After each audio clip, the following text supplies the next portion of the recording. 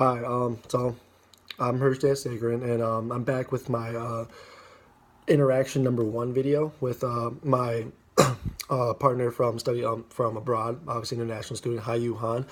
For a refresher, he's actually from China, and I got a chance to actually really sit down and talk with Hayu after he's my EGR class, and I got an opportunity to talk to him after class and sit down and kind of get a good chance to know about his education system, like basically his life before coming to America, and obviously attending Michigan State University, to like really just understand like what it's like to be a student there, how the education process is different, and just in general like his lifestyle and etc. So like one of the first topics that I wanted to cover was like what basically his day consisted of.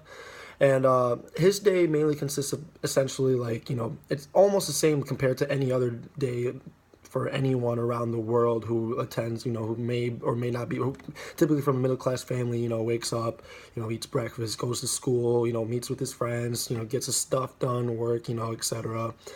Comes back. But for Hayu, essentially, he comes from a middle class family, same as myself, and he wakes up. He has a younger sister, so he actually has to drop his sister off to school before he goes to school because in China, obviously there's a lack of transportation, so it's not like how we drive to school every day or however we get to school. It's not as easy and as readily available compared to us, so he has to drop his sister off on the way to his route to school as well. And then once he gets to school, it's just a normal day of school for I feel like anyone. He hangs out with his friends, goes to class, does his work, and etc. And essentially same type of style. They have separate classes, like for math, physics, science, etc. and stuff like that. All their separate work, exams, quizzes, etc. And another thing he also mentioned too was the fact that there was a lot of pastime, so to say, compared to American schools where I guess your pastime was lunch. The pastime that you have in in Asia, there's like a 20-minute to 25-minute gap for him, at least from the school he went to talk to friends. They're a little bit more lenient on breaks and giving kids like a chance to relax before going on to the next stuff and their next subject and etc. And after school, essentially, he goes back home, or not goes back home. He picks up his sister on the way. He picks up his sister on the way as he goes back home, and drops her off. He does his normal thing, just spends time with his family, get anything done throughout the day. He never had a job or any sort of that. His parents were pretty well off, so or his family itself is pretty well off, so he didn't really have to worry about any finances or stuff like that. And then, other than that, it's pretty much the typical average day for him. Almost the same as anyone else. I'd say it's probably almost similar to mine, but say about that. And then the three things I asked him, the three things that he was possibly worried about when he was in high school and like what he was expecting to come out with. One for him was obviously to graduate, and I'd say it's the same as me as well. He wanted to graduate. I don't think it was that much of a worry because for me at least I was confident that I would be able to succeed out of high school, and he was too, but obviously just being concerned. Another thing for him too was getting into college, and I think that's a big concern for any student or any individual in general is getting into college, obviously. And that was a big concern for him, and he has to take one of those exams. I forgot what name it was, but it was kind of a big. It's basically a huge standardized test with basically it's almost like the ACT or SAT. They essentially take a standardized test just like us, and kind of rank people essentially on who determine where people can go to college and etc.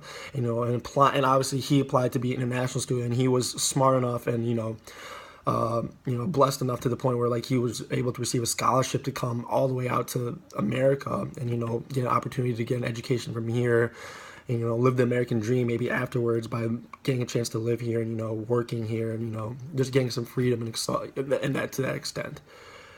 And another worry that he had was essentially was basically just doing well in school, which is basically almost everyone else's worry as well. Just doing well in good school, graduating, just doing good on standardized tests. He was more worried educationally than more social status wise. Where in America, people might be worried in high school about their social status, where they stand among their friends, where they stand among like the population itself in school and etc. And that's I could say like I would be one of those persons too. Like back when I was in high school, a little bit worried like how I ranked amongst myself against like my friends in like team sports, because I used to play a lot of sports like football and basketball, and like one of my worries in general is like, was I the best player, or like would I be able to play on a team back being in school and etc. And then obviously being concerned about grades, standardized tests, where I'm going to college, etc. was also another big factor as well. And then another three things that made him happy in school was, almost the same as us. He was happy to see his friends. He was happy to, get a chance to learn, to be honest, because he thought he values education more because not everyone in China gets the opportunity to go to school, essentially. There's like that being China being one of the largest populations in the world, including India, where I'm like from and was born from. It's really hard for people to always get an education because, one, there's not that many schools supplied by the government or funded by the government. So, getting into school is basically a big deal because it comes down to, can you pay for it? Because you have to pay for school, from like, your K through 12. And that's not something that happens in America unless you go to a private school. Pretty much everyone has the opportunity to go to school here, unless circumstances permit you from not going. And that was the number one thing that he was happy about, being able to get a chance to have the opportunity to learn and receive education, seeing his friends, and just like social life. I guess he was pretty happy about the social life, and that's one other thing he found pretty pleasing about school, and I'd say it's similar to me as well. And then the big test, like I said before, that he like one of the big tests that he took during school was that big standardized test where it kind of ranks where you stand between for each subject, and like what you can go into, what you shouldn't be able to go into, where you're allowed to go to college, will you be able to be given funded a scholarship, essentially like the ACT and SAT, but obviously for for like the Chinese standards and for their country standards. It's a test made for that. And then he was pretty prepared for those tests. Like when asking like how he felt about those tests and like what he wanted, essentially was he always seemed pretty prepared. He said that he spent a lot of time preparing for them, and he does, like, compared to America where like there's like standardized testing practices, like here's a practice test on how to do this, or here's a practice test or do that, or like here's like a 1 week crash course on how you can pass this test. Like with multiple tools and resources that we have, there's opportunities where you can excel in that, and obviously there's opportunities where you might not be able to compared to America. But for him, a lot of the education, a lot of the tools he had came through the classes that he was taking. So the class, and obviously here as well, like we have the opportunity like to learn through classes to help us succeed in those tests. But like for him, it was predominantly those classes and the classes he took in school that really helped him through those tests. And obviously, if he was really into and motivated and committed to his education, he took time outside of it to practice on his own. But other than that, he seemed pretty calm, composed. He knew what he was doing most of the time. So that was a good thing to hear about him, and I was happy to hear about that because it shows his hard work paid off at the end.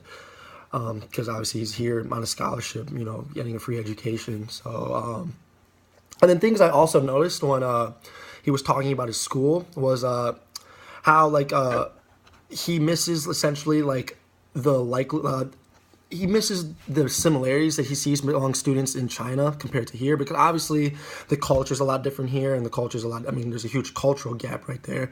But it's a matter of like how people treat one another, essentially, because I feel like in China there's like people are a lot more closer and value friendship more, he says, compared to here, whereas everyone's more like a standby. Obviously, like, it's obviously entitled to his opinion because he's a newcomer, and everyone treats him friendly. He has not found any fault in any individual here. He likes almost everyone, but he finds it more that Chinese people, or not necessarily Chinese people, but the people that he belonged to and the friends he had were more tight-knit, and that's something he's finding a little bit hard to, like, realize and grasp here. And obviously it's going to take time for him, but that's something that he like shared and kind of misses about the schools that, like, when we were discussing school. And he didn't really have any pictures of his school, so to say. He had more pictures of like his friends and like just general like social stuff, like all the stuff he does with his friends outside of that, not necessarily the things he did in school. But it was a lot of fun to see, like, the site, like he does a lot of sightseeing, like the type of hanging out that they typically do is, just usually going around the city and just hanging out, doing, fun stuff, not necessarily meeting at one spot and just staying there. It's more like just, tourism essentially almost all the time. They're always traveling, they're always doing something. So it was really cool to see that and what he did with his friend, etc. And then basically my reactions and like my overall opinion over this conversation essentially is like, It's very interesting. I found it very interesting and very unique, to be honest, because one, knowing me, like I also know how the school system stuff work in India because mass majority, almost all my family lives in India, so I kind of know how their school system works. And essentially, the way he describes his school system is almost similar to the Indian school system. So like I kind of understand where like a lot of his points were made from, and like it was pretty easy for me to at least relate to him. And so like we kind of like not necessarily bonded, but we kind of like made a link, like kind of a connection where like we understood what we were talking about. So it was easy for our conversation in general to flow through, and it was a lot easier to like understand how he was feeling and what he was feeling. So that helped him a lot and gave him a lot of comfort throughout that conversation. And then the small insights and cultures, like I said before, like it's just like the value of education there, and how they find education more important, I say, compared to maybe in America, because obviously people, I mean, it's people have their own opinion on how education is valued and how they want to use education compared to China, where education is a big deal, because with that such large population, in order to come out to be at least well off, you need to really succeed in terms of the education aspect. So education is a really big deal from him, and at the same time, his idea of living here and getting to know people is a completely different spectrum. So it's a completely different learning process. This is probably, he said, and this was the most unique point he made. He said this is probably the most unique learning experience for him by far. And that says a lot, because obviously jumping from one culture to another, there is a big learning curve. But for him to say this is one of the most unique learning experiences does kind of shock me, because it shows how much like life has changed, and as well maybe the education system as well, but like how much like learning he has done just educationally doesn't match compared to like his social education. So it was kind of like interesting to hear about that. And like obviously like I told him like there's a lot of opportunities for him to get along with people here, and at the same time like get to know a lot of people. So he's looking forward to that, and I'm also looking forward to getting to know him more and learn more about this type of issues, not necessarily issues, but this type of like situation, and like